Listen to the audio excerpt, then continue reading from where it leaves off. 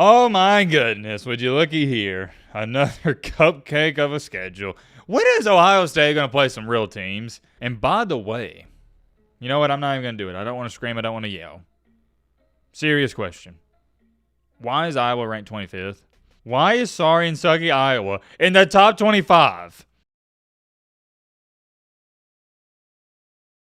Ladies and gentlemen, boys and girls, hope all of you having a great day. Hope all of you had a great weekend. If not, hope this video can make it a little bit better. And hold on.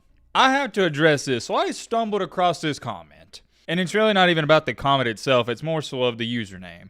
Why is your username Matt B. Balding? And where did you get this profile picture? And then you got the hashtags coming back. Hashtag Matt B. Humpty Dumpty. And you know what?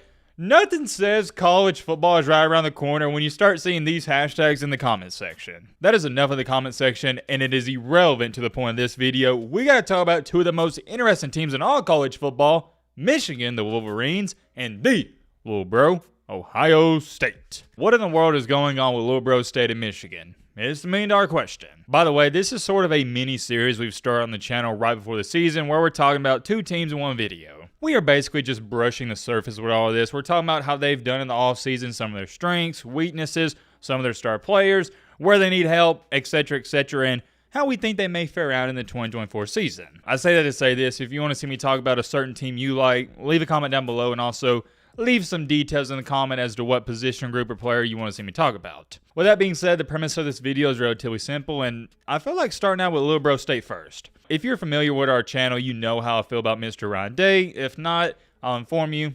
I think he's a fraud. Nobody has done less with more than Ryan Day. Ohio State has been one of the most talented teams in the nation the past couple of years, and they have nothing to show for it. And it's not like they don't have anything to show for it. They can't even beat Michigan. Last year was kind of like whatever. Michigan was a really good team and they had a great season. But 2 years ago, nah, no excuse. CJ Stroud walking away without a championship at Ohio State is an utter disgrace, and especially all those wide receivers. So that's how I feel about Ryan Day. Not too much more needs to be said, and I'll probably go on a Ryan Day rant at some point in this season. It happens every single year. He will let Ohio State fans down. It's what he does. It's just a matter of when. And another thing, too, I don't understand with Ohio State fans is a bunch of them actually take up for him. The one thing they say, and it's such a terrible way to look at it, is, oh, well, how could you say he's a fraud, Matt? He's like 50-6. That's his all-time record. And yes, my friend, you are right. He is something along those lines. I don't know exact, but he has a great winning percentage. But here's the problem with that.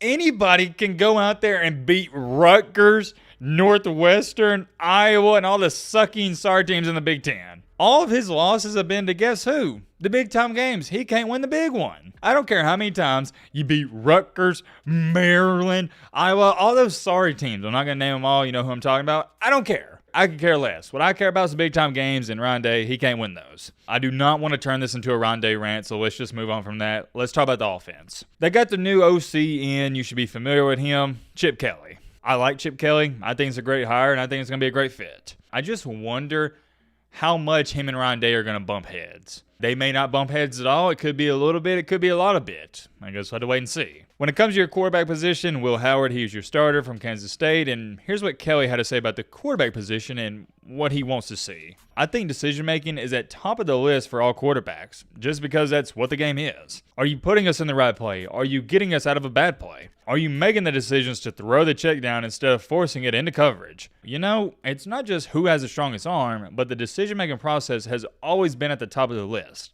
And then after that, it'd be repetitive accuracy and then athleticism. You know, and I think Will Howard has all three of those. Sounds like Chip Kelly has found his guy, and Will Howard, it's kind of cliche to say this, but it's true, and I'm going to point to it. He is the X factor. Ohio State will only go as far as Will Howard can take them. Am I the biggest Will Howard fan? No, not even close. I think he's good. I've stated that before. I've said it again. My question is, and what I can't wait to see, is just how good or great he can actually be. I'm not going to go any farther at this point in time than saying I think he's going to have a good season. As far as it goes for your running backs, I mean, come on now.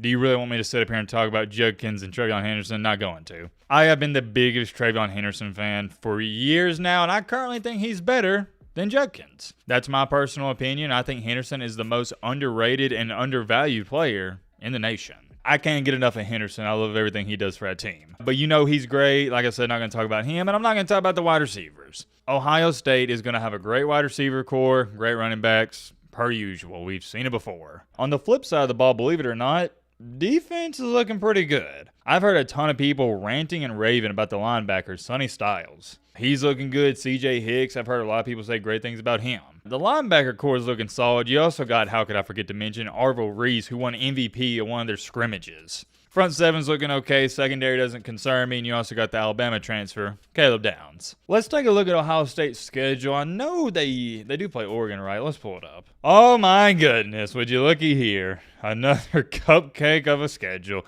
When is Ohio State going to play some real teams? What in the world is this 3-game stretch? Akron, Western Michigan, and Marshall. Are you kidding me? Get out of here. What is this? Golly. And then even the 4th game, you play Michigan State. They suck, but I can't really fault them because they're in the conference. Iowa sucks. Wow, they just got 5 cupcakes. And by the way, you know what? I'm not even going to do it. I don't want to scream. I don't want to yell. Serious question. Why is Iowa ranked 25th? Why is sorry and sucky Iowa in the top 25? Until they can score 3 touchdowns in a football game, they should be banned from the top 25. What an easy 5-game stretch. We're really not going to find out anything about them until week 6 when they finally play a good team, great team at that Oregon. That's going to be a great matchup. Then they get the Cornhuskers. Hey, I'm hearing from Nebraska fans the Huskers are going to be back, so you might want to watch out. You got Penn State, which is a completely irrelevant team. Until they can beat Michigan or Ohio State, I'm not going to take them serious. Purdue sucks, Northwestern sucks, Indiana sucks, and then you got Michigan. This is a pretty easy schedule. I mean, you only got a couple of tough games. Looking at all these SEC schedules and then looking at this, it's comical. You seriously only got 1, 2, I'll throw the Penn State in there as 2, 3 games that are even losable. And I'm talking about Michigan, Penn State, and Oregon. There's only 3 games they even have a chance of losing. Well, what a pathetic schedule. But thank the Lord they play Oregon, because if they didn't play Oregon, they'd have a cupcake, or cakewalk, I guess I shall say, into the playoff. Outside of that easy breezy schedule, Ohio State, they're looking good. I think the defense looks good. Offense should be good. So if I was a Ohio State fan, I'd be feeling pretty good heading into the season. I would love to talk about them some more, but we got to talk about their rival, Michigan. Now here's where things get a little more complicated. Michigan lost, how do I say this in the nicest way possible? Everybody almost. You lost your head coach, big loss. You do got Sherrone Moore, but you lost your quarterback. I mean, like I said, you pretty much lost like 40, 50 guys. What made Michigan so good last year, and that was a great team, was all the veteran leadership, but those guys are gone. You do have a new quarterback similar to Ohio State, and that is Alex Orji. Just keeping it a Fortnite V-Buck with you, although we haven't seen him play too much, he's nowhere close to J.J. McCarthy. And he is especially nowhere close to McCarthy when it comes to throwing the ball and throwing it accurately. I don't want to say he's a similar player. I'm not comparing him, so don't get it twisted. But kind of like Joe Milton, and if you're a Michigan fan, you're familiar with him. He's not exactly the same player because Orji's more of your scrambler type of quarterback, but when it comes to their arm accuracy, yeah, similar. Orji's your guy, but if I was a Michigan fan, I would not be feeling too confident about that. For example, if I was an Ohio State fan, and I know Will Howard's my starter, I'd be feeling pretty good, but Orji, no. Fortunately, you got one of the best backs in the nation, Donovan Edwards. I always thought he got overshadowed by Blake Corum because I thought he was just as good as him, if not a little bit better. That's going to shock some people, and it's not because I'm trying to disrespect Corum. It's because I'm that high on Edwards. Love his game, so when it comes to your quarterback and running back duo, should be good at least running-wise. And hey, we know this.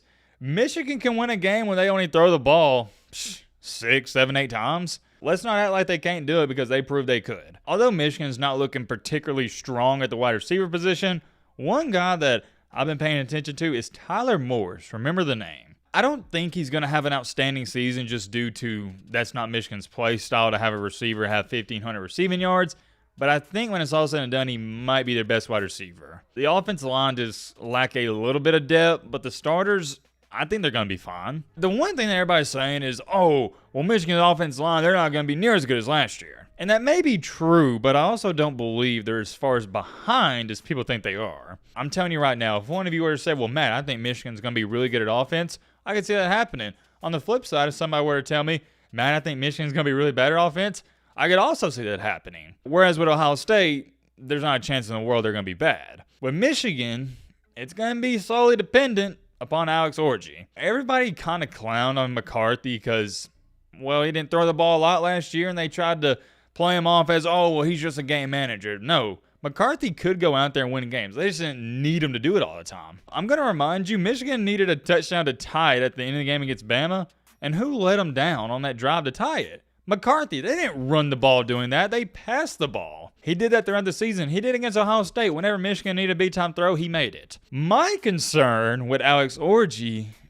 is I don't know if he can do that. Actually, I've changed my mind. At this point in time, I don't think he can do that. From what I could tell, I think Moore is going to try to have a similar philosophy as the former head coach, Jim Harbaugh. I have a hard time believing Michigan's going to get out there and change things drastically within a year. On the flip side of the ball for our defense, there's really not too much to be said. It's Michigan. You know they're going to be solid. Of course, they lost some guys, but let's not try to overcomplicate this. It's Michigan. They're going to be a good defensive football team. And to tell you the truth, they kind of have to be, because if not going to be great. Let's take a look at Michigan's schedule, similar to Ohio State. I haven't seen it. Starting out with an interesting matchup with Fresno State. How in the world did that come about? I have no idea. I can't even call that a cupcake because I'm going to be transparent with all of you.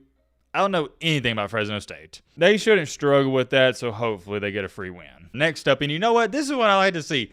A tough matchup, non-conference early in the season, unlike their little brother Ohio State. They got Texas and Quinn Ewers. That is going to be a great game. I forgot we even had that matchup this year. And I'm going to tell you what. This is going to be a great year to be a college football fan. I feel like I say that every year, but I really mean it this year. With all the conference realignment, we got all these new matchups. It's going to be great. Then you got to play USC. That's a top 25 team. Man, that is a brutal 4-game stretch. Minnesota, Washington, okay, Illinois, Michigan State, Oregon. I forgot. They got to play Oregon too. Sheesh. Indiana, Cupcake, Northwestern Cupcake, and the little bro, Ohio State. So let's go back over this and look at your hard games, because Ohio State had, what do we say, 3? Not going to count Fresno State. So Texas, USC. Do I count Washington? Although they were a good team last year, they probably aren't going to be too good this year. No, I'm not going to count them. Illinois is going to suck. Michigan State's going to suck. So Oregon, that's 3. Indiana sucks. Okay, so they only have 4 hard games. But man, oh man, their hard games are going to be hard. Number 2, Ohio State. Number 3, Oregon. Hold on, looking. Oh yeah, 4. So you play 2, 3 of 4 and 23. Here's what I'm going to say about this to Michigan fans. I hope you enjoyed it last year, and I'm happy for y'all. Really happy for that fan base. I think Michigan has an outstanding fan base at that. But this year, you're not going undefeated in regular season. No shot. I'd say at worst, Michigan goes 8-4. Best, maybe 10-2. I just don't see them winning 11 ball games. No way. I think this is going to be your stereotypical, hey, we won a championship last year, so this year it's going to be sort of a letdown. But to be honest, if you go into it thinking it's going to be a letdown, is it really a letdown? Just something for your train of thought. I've always had a perspective, if you win a championship, at least for me, although for some people it's never enough, but whatever happens next year, you don't care about it, and even the year after. I know we're going to have some Michigan fans watching this video, and I could say the same thing for Ohio State fans. If I were to tell Michigan fans at the beginning of last year, hey, you're going to win a national championship this year, but the next 2 or 3 years you're not going to be good, I think they'd take that, and I think any fan base would take that. I'd rather win a championship and just completely suck for the next 5 years in a row than just be a really good team that's always in contention but can never win it. And I'm going to ask Ohio State fans, same scenario. If I were to tell you heading into this season, you got one of the most talented teams and you're going to win the championship, but since you are going to win the championship the following years, you're going to be like 4-8, 5-7, would you be okay with that? I don't know. I think some fans would, but I'm curious. Let me know in the comments what you think about that. And by the way, me saying Ohio State next year and the next 4 years would go 4-8 or 5-7, that's just hypothetically speaking. It's an example. It's not going to happen. In conclusion, if I'm an Ohio State fan, I'm feeling really good. If I'm a Michigan fan, a little wishy-washy. But it goes back to what I just harped on the last couple minutes. Do you even really care if you struggle this year? You're still riding off of that high win the championship last year. Like all the other teams we talked about, I guess we'll have to wait and see what happens. Let me know your thoughts on all this down below. But Robin,